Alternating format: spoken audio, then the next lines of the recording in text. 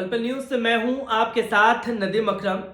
26 जनवरी 2021 गणतंत्र दिवस के दिन लोकतंत्र की ऐसी धज्जियां उड़ी जिसकी तस्वीरें दुनिया भर ने देखी और दुनिया भर ने जिस तरीके से भारत सरकार के लिए कड़े शब्दों में आलोचना की, जिसकी जितनी निंदा की जाए उतनी कम है।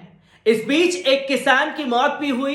किसान की मौत कैसे हुई, इसके लिए सच लिखने वाले, इसके लिए सच दिखाने वाले और सच बोलने वालों के ऊपर कार्रवाई की जा रही है। जी हां, ऐसा ही रुख अपना लिया है दिल्ली पुलिस ने। और दिल्ली पुलिस जिस तरीके से कार्रवाई कर रही है उससे यह साफ जाहिर हो चुका है कि सरकार पूरी तरीके से दमनकारी नीति पर है। एक तो किसानों के लिए, दूसरा उन पत्रकारों के लिए जिनके ऊपर कार्रवाई की जा रही है और उन नेताओं के ऊपर भी कार्रवाई की जा रही है जो इस सच को सोशल मीडिया पर लिख रहे थे। आखिरकार कड़ी दर कड़ी हर एक चीज आप लोगों के सामने रखूंगा।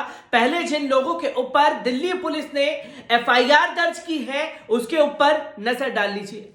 26 जनवरी को हुए किसान प्रदर्शन के दौरान इंडिया टुडे के वरिष्ठ पत्रकार राजदीप सरदेसाई ने ट्वीट किया और बाद में डिलीट कर दिया। ट्वीट में जो बात लिखी है राजदीप ने उसे टीवी पर भी बोला था। इसके लिए सरदेसाई को 2 हफ्ते के लिए ऑफ एयर कर दिया गया है। दी वायर की रिपोर्ट के मुताबिक अंग्रेजी चैनल इंडिया टुडे ने इस मामले में कार्रवाई करते हुए राजदीप को 2 हफ्ते तक ऑफ एयर कर दिया है और उनकी 1 महीने की सैलरी भी काटने का फैसला किया है।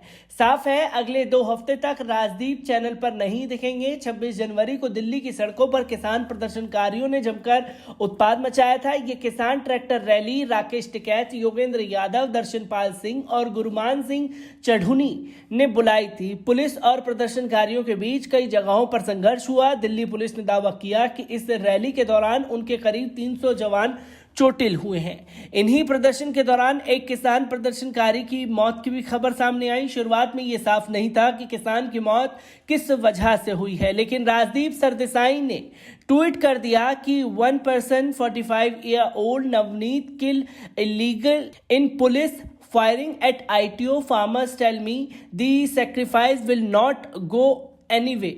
मतलब 45 साल का शख्स नवनीत कथित तौर पर पुलिस फायरिंग में मारा गया। किसानों ने मुझे बताया कि उनका बलिदान व्यर्थ नहीं जाएगा। इस घटना के कुछ ही देर बाद राजदीप सरदेसाई ने एक वीडियो शेयर किया। इस ट्वीट में उन्होंने लिखा कि वीडियो में साफ है कि ट्रैक्टर बैरिकेड तोड़ने के चक्कर में पलटा। गोली मारने का आरोप गलत है, लेकिन लाइव टीवी कवरेज के दौरान राजदीप ने कहा कि किसान की गोली लगी है। इसी को दिल्ली के बीजेपी नेता कपिल मिश्रा ने ट्वीट किया और लिखा कि राजदीप सरदेसाई ने झूठ बोला।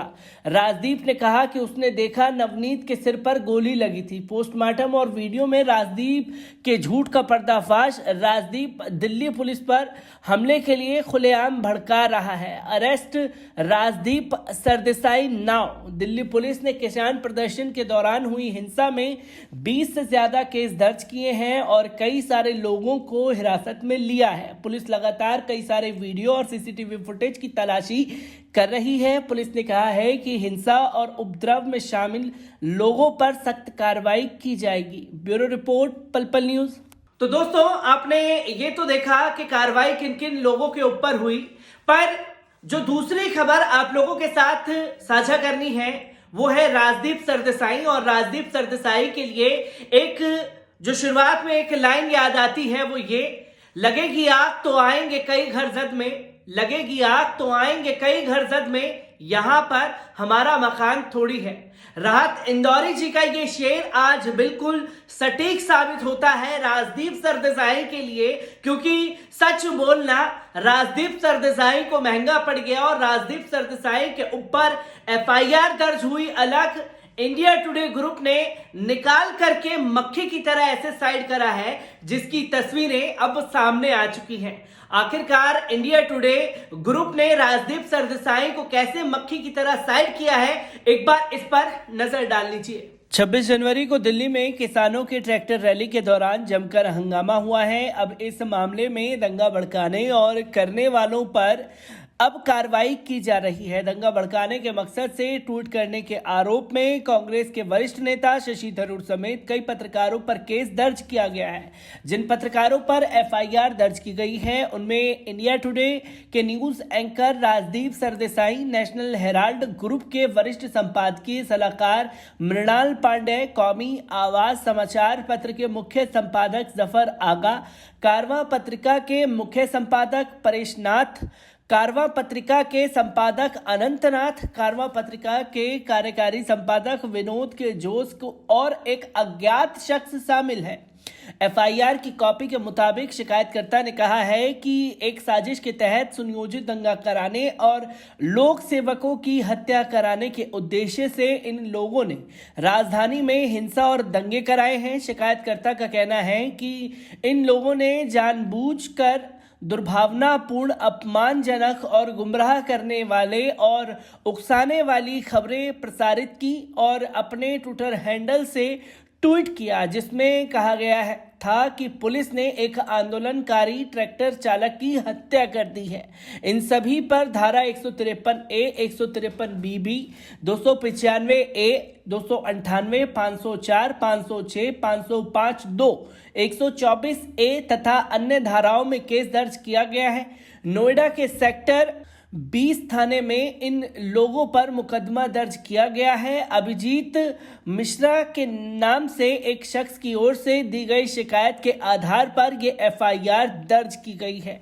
आपको बता दें कि भारतीय किसान यूनियन राकेश टिकैत गाजीपुर में लेकर के पूरी तरीके से सक्रिय हो चुके हैं और पुलिस प्रशासन हटाने के लिए पूरा दमखम लगाने पर लगी हुई है। ब्यूरो रिपोर्ट, पल पल न्यूज। तो दोस्तों, आपने देखा कि राजदीप सरदेसाई के ऊपर डबल धमाका हुआ, डबल एक्शन हुआ। एक तो एफआईआर, दूसरा इंडिया टुडे ग्रुप ने 2 हफ्ते के लिए सस्पेंड कर दिया। 2 हफ्ते का सस्पेंड को लेकर के हमने पहले भी कई बार बात की है। इसी से याद आता है पुण्य प्रसून वाजपेयी और तमाम पत्रकारों का नाम जिन्हें 2 हफ्ते का कह करके हमेशा के लिए निकाल दिया गया। राजदीप सरदेसाई का कसूर सिर्फ इतना था कि उन्होंने जो ट्रैक्टर रैली के दौरान हुआ और जो तस्वीरें उभरी, उन तस्वीरों को सोशल मीडिया पर लिखा, नाबाज़ाब्ता सोशल मीडिया से उसे बाद में डिलीट किया और डिलीट करने के बाद एक मीडिया चैनल को ही उस पर बयान भी दिया। जो किसान की मौत हुई वो गोली से हुई थी, इतना बोलना राजदीप सरदेसाई को महंगा पड़ गया और पूरी भारतीय जनता पार्टी की ब्रिगेड राजदीप सरदेसाई के ऊपर टूट पड़ी।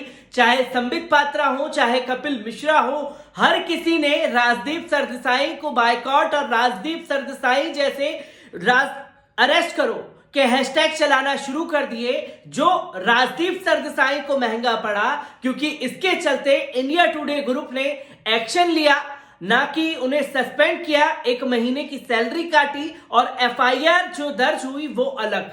तो आप देख सकते हैं कि किस तरीके से सच दिखाने वाले, लिखने वाले और बोलने वालों के ऊपर दमनकारी नीति से उन्हें दबाने की पुरजोर कोशिश सरकार द्वारा की जा रही है, क्योंकि ये डेमोक्रेसी की हत्या की जा रही है। मुझे याद आता है वो पल जब अर्नब गोस्वामी के ऊपर अटेम्प्ट टू मर्डर का केस था और जब मुंबई पुलिस ने उन्हें गिरफ्तार किया था तो लोकतंत्र की दुहाई देते हुए, छाती पीटते हुए, अपनी चूड़ियां तोड़ते हुए भारतीय जनता पार्टी के कई नेता नजर आए थे और इस कदर सोशल मीडिया पर हंगामा मचा दिया था अर्नब गोस्वामी की अरेस्ट को लेकर के, जैसे लोकतंत्र की हत्या हो गई है। और अब देखने वाला विषय होगा कि राजदीप सरदेसाई के लिए कौन कौन भारतीय जनता पार्टी का नेता आगे आता है और कौन कौन इनके समर्थन में आकर के बातें करने के लिए मजबूर होता है। राजदीप सरदेसाई से जुड़ी और 26 जनवरी को ट्रैक्टर रैली के दौरान क्या क्या कार्रवाई दिल्ली पुलिस द्वारा की जा रही है, उसको आप लोगों के साथ ऐसे ही साझा करता रहूंगा। दीजिए इजाजत, शुक्रिया।